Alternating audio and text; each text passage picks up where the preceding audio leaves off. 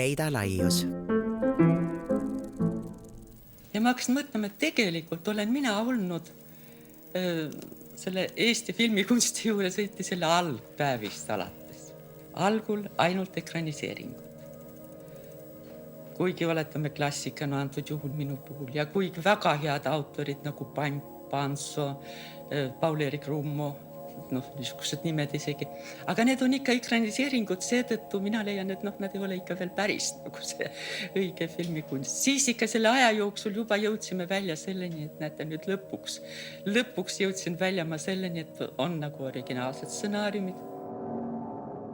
Nõukogude Eestis polnud keegi veel kuulnud sõna feminism, aga Leida Laius oli juba olemas.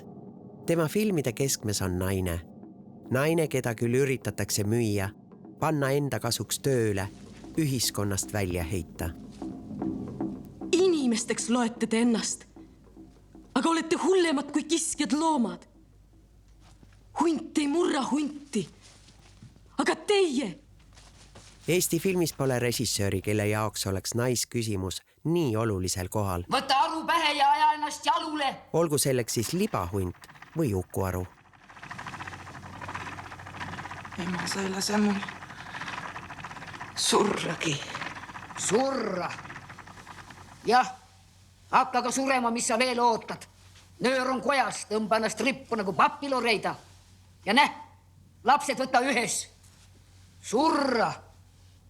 Sure ära jah, kui sa elada jaksa.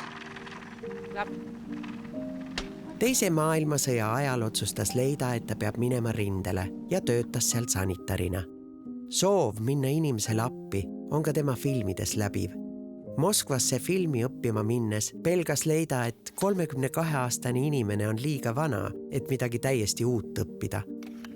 Aga õnneks läks siiski. Ma ju petsin sind.